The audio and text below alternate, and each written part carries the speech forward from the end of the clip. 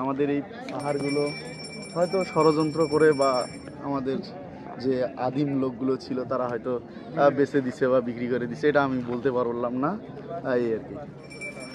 তো আমাদের জাফলংটা তো বিশেষ করে ইন্ডিয়ার হলেও হ্যাঁ আমাদের বাংলাদেশেও কিছু অংশ আছে, কিন্তু তারপরে দেখা যায়, শোনা যায় মানুষের মুখে যে আমাদের জাফলংটা কিছুটা ঝুঁকিপূর্ণের মাঝে আছে ভারতের দাদাবাবুদের কাছে। হ্যাঁ, কারণটা কি? কারণটা হচ্ছে তারা হয়তো বর্ডার আমাদের দেখা যায়, এখানে বর্ডার দেখা যায় যে বিএসএফ থাকে ভারতের, তারা আমরা যদি অতিক্রম করে হয়তো পুলিশ বা ওদের যে সেনাবাহিনী বিজিবি বলে ওগুলো হয়তো ওরা ফায়ার করতে পারে, এই জন্য ঝুঁকিপূর্ণ থাকে। তারপরে আমরা চেষ্টা করি যে আমাদের যে এরিয়াগুলো আছে সেখান থেকে দেখার জন্য। আর বিশেষ করে একটা আমাদের নতুন পর্যটক যদি এখানে আসছে তার জন্য কি রকম মানে সুবিধা ব্যাপার কি রকম ঝুঁকি থাকতে পারে এমনটা কিছু? এখনো তো বেশি কিছু ঘুরি নাই, আমরা এখানেই সীমাবদ্ধ আছি, দেখি আর কি, ঘুরে টুরে দেখি। বিদেশি পর্যটকরা আসলে অবশ্যই তাদের হয়তো যে লোক পার্সোনাল লোক থাকে কথা বলার জন্য, তাদেরকে নিয়ে আসলে তারা হয়তো ঘুরে দেখাতে পারে, হয়তো তারা হয়তো ভালোই কিছুই উপভোগ করতে পারবে, এই আর কি। ওই যে বাড়িগুলো দেখা যাচ্ছে ওগুলা যদি মনে করো আমাদের বাংলাদেশের মধ্যে থাকতে পারো, তুমি কি একটা চাইতে যে আমি ওখানে 2-1 দিন থাকবো, থাকি আমার হ্যাঁ হ্যাঁ, আমাদের যদি সুযোগ সুবিধা থাকতো, আমাদের তো ইচ্ছাও খুব, যদি ওগুলো আমাদের বাংলাদেশে থাকতো আমরা দেখতাম, ঠিক আছে, আমার সুযোগ সুবিধা থাকলে যেতাম, যে থাকতাম, এই আর কি। আচ্ছা বন্ধু, অনেক সুন্দর কিছু উত্তর দিল। তো আমরা আরেক বন্ধুর কাছে চলে যাব, বন্ধু আমার সামিউল ইসলাম। বলো কি বলবো? তো বন্ধু, তুমি যেহেতু আসছো, তো এখানকার অনেক মানুষের সাথে দেখা সাক্ষাৎ হলো, এই মানুষগুলোর আচার ব্যবহার বিধি এবং জিনিসপত্র সম্পর্কে আপনার কীরকম মনে হলো? গতকাল আমরা যখন সাদা পাথরে যাই সেখানে লোকগুলোর কাছে আমার মানে মোটেও ভালো মনে হলো না। কারণ একটা ছোট বাচ্চা ক্লাস 1-এ পড়ে, তারপরে ওরা নৌকাতে নিল না, ওরা টাকা ছাড়া কিছু বোঝে না, তাদের আচরণ আমরা অসন্তুষ্ট আর কি। আমাদের টিচারের সাথেও অনেক বাজে বিহেভ করেছে আর কি। তো এখানে মানে এটার হবার পিছনে কি কারণ থাকতে পারে? এটা একটা বড় হচ্ছিল তাদের হলো সিন্ডিকেট আর কি, মানে মানে একই দলবদ্ধ। আমরা যদি মানে একটা নৌকা ভাড়া করি বা দ্বিতীয় ট্রেনে কোনো যাই, সেক্ষেত্রেও এই একই ঘটনা, তারা একই দলবদ্ধ, তো সেই জন্য ওদের সাথে পারা যায় না আর কি। মানে তারা আমাদেরকে ওয়ান টাইম প্লেটের মতো মনে করে যে একবার এদের সাথে খারাপ ব্যবহার করে ভালো ব্যবহার করে একবারেই, হ্যাঁ ঠিক, তাই না? হ্যাঁ। তো এই পাহাড়ের যে অপরূপ সৌন্দর্য আছে এখানে, তো বন্ধু তোমার একা আসার কথা না, আরও একজন তো আসার কথা ছিল। আসলে আমার পার্সোনাল বলতে কেউ নাই, বিয়ে শাদী তো করি নাই, সিঙ্গেল লাইফ।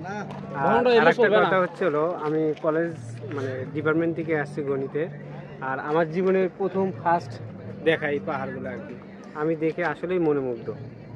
তো তবু এখানকার যদি মনে করো তোমার একাকিত্ব ভালো লাগতো না, তোমার যদি প্রিয় সঙ্গী সাথে আসতো সে সহকারে থাকলে ভালো লাগতো? লাইফ পার্টনার আসলে তো অনেক সুন্দর, আর সবচেয়ে বড় কথা হচ্ছিল আমার ফ্রেন্ডগুলো অনেক ভালো, আর এখানে বহুসাথে মানে ফ্রেন্ডের নিয়ে ঘোরা অনেক মজার আর কি। মানে বউ আর ফ্রেন্ডের মধ্যে তফাৎ কোন জায়গায় বন্ধু? আরে বউটা হচ্ছিল আসলে প্যারা, আর বন্ধুটা হচ্ছিল অনেক ভালো আর কি, মানে সুখ দুঃখ যত গল্প করা যায় বন্ধুরা শেয়ার করতে পারে আর কি। ওই সেদিনকে মানে একজনের মধ্যে একটা কথা বললাম, তাতে এক লোক বললো যে আসলে মানে যে জিনিসটা একটু ব্যতিক্রম, ওটা পার্সোনালভাবে বলাটা উচিত। তো যাই হোক, এখানে যে আরও মানে বান্ধবী সহকারে আসছো, তো বান্ধবীগুলোর জন্য তাদের বিভিন্ন জায়গাতে যাইতে পারবে না, এর জন্য তুমি কি করবা?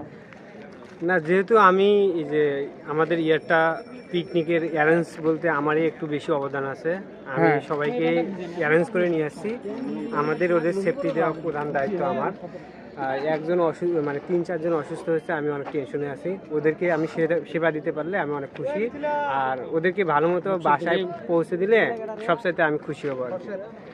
একটা জিনিস কি, মানে বন্ধু তো তুমি অনেক দায়িত্ব ছিল, আমাদের প্রায় 45 জনের মতো একটা লোকের, সে একাই অনেক কিছু মেনটেন করছে। তো এই মানে করার পিছনে তোমার যে কষ্টগুলো হয়েছে এটা কীরকম হয়েছে আর কি?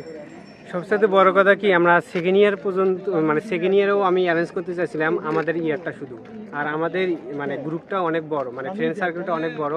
আমি চেয়েছিলাম যে আমি এইরকম একটা ইয়ার নিয়ে শুধু আমাদের ইয়ারটা নিয়ে মানে পিকনিক অ্যারেঞ্জ করবো, সেই জন্য আমি এইটা ঝুঁকি নিছি, আর যতটা আমার করার দরকার ছিল আমি অতটাই করছি আর কি।